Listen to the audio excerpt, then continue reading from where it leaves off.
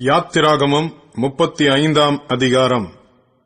மோசே இஸ்ரவேல் புத்திரராகிய சபையார் எல்லாரையும் கூடிவர செய்து அவர்களை நோக்கி, நீங்கள் 6 நாள் வேலை செய்ய வேண்டும்.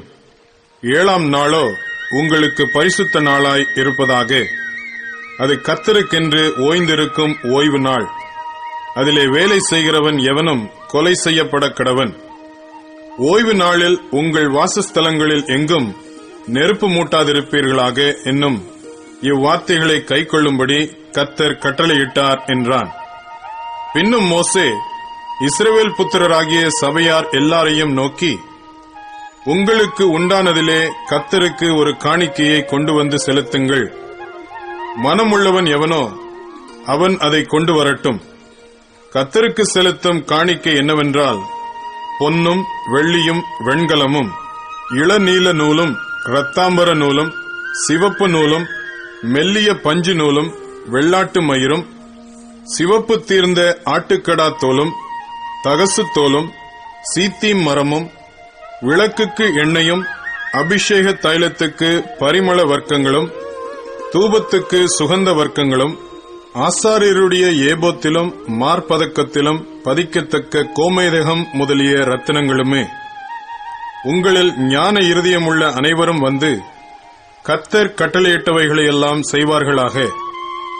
வாசஸ்தலத்தையும் அதன் கூடாரத்தையும் அதன் மூடியையும் அதன் கொக்கிகளையும் அதன் பலகைகளையும் அதன் தாழ்பாள்களையும் அதன் தூண்களையும் அதன் பாதங்களையும் பெட்டியையும் அதன் தண்டுகளையும் கிருபாசனத்தையும் மறைவின் திரைச்சீலையையும் மேஜையையும் அதன் தண்டுகளையும் அதன் சகல பணிமுட்டுகளையும் சமூகத் தப்பங்களையும் வெளிச்சங்கொடுக்கும் குத்து விளக்கையும் அதன் கருவிகளையும் அதன் அகல்களையும் வெளிச்சத்துக்கு எண்ணெயையும் தூப பீடத்தையும் அதன் தண்டுகளையும் அபிஷேக தைலத்தையும் சுகந்த தூப வர்க்கத்தையும் வாசஸ்தலத்தின் வாசலுக்கு தொங்கு திரையையும் தகன பலிபீடத்தையும் அதன் வெண்கல சல்லடையையும் அதன் தண்டுகளையும் அதன் சகல பணிமுட்டுகளையும் தொட்டியையும் அதன் பாதத்தையும் பிரகாரத்தின் தொங்கு திரைகளையும்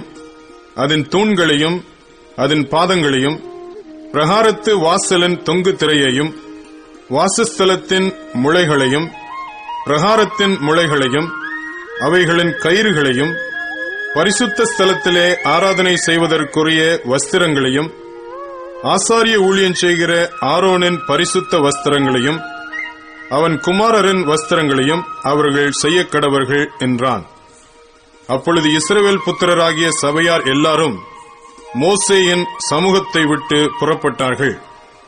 பின்பு எவர்களை அவர்கள் இருதயம் எழுப்பி எவர்களை அவர்கள் ஆவி உற்சாகப்படுத்தினதோ அவர்கள் எல்லாரும் ஆசரிப்பு கூடாரத்தின் வேலைக்கும் அதன் சகல ஊழியத்துக்கும் பரிசுத்த வஸ்திரங்களுக்கும் ஏற்றவைகளை கர்த்தருக்கு காணிக்கையாக கொண்டு வந்தார்கள்.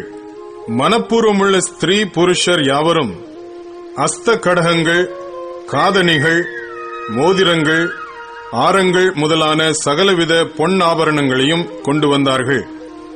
கர்த்தருக்கு காணிக்கை செலுத்தின ஒவ்வொருவனும் பொன்னை காணிக்கையாக செலுத்தினான்.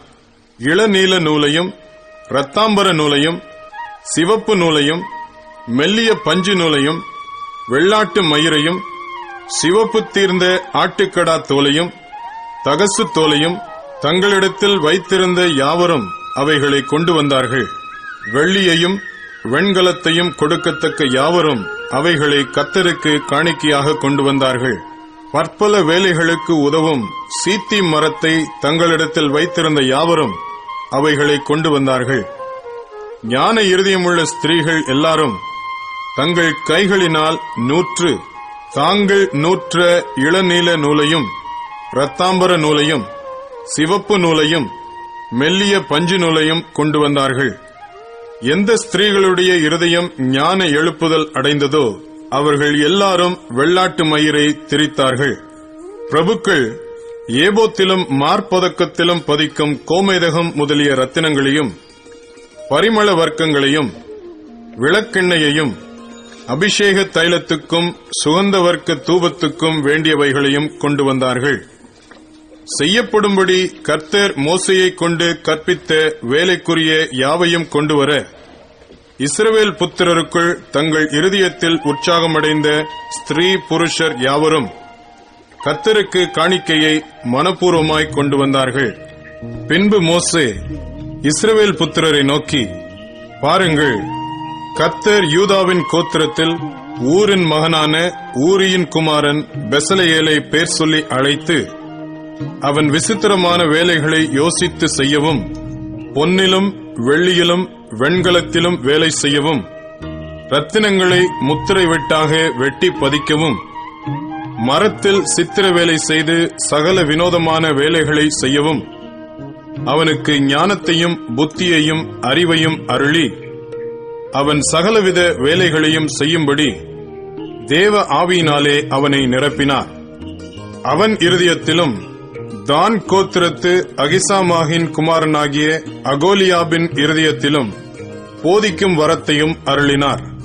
சித்திர வேலையையும் சிற்ப வேலையையும் இளநீல நூலாலும் இரத்தாம்பர நூலாலும் சிவப்பு நூலாலும் மெல்லிய பஞ்சு நூலாலும் செய்யப்படும் விசித்திர தையல் வேலையையும் சகல விசித்திர நெசவு வேலைகளையும் வினோதமான வேலைகளை யூகிக்கிறவர்களும் செய்கிறவர்களும் நிறைவேற்றும் சகலவித வேலைகளையும் செய்யும்படிக்கு அவர்களுடைய இருதயத்தை ஞானத்தினால் நிரப்பினார் என்றான்.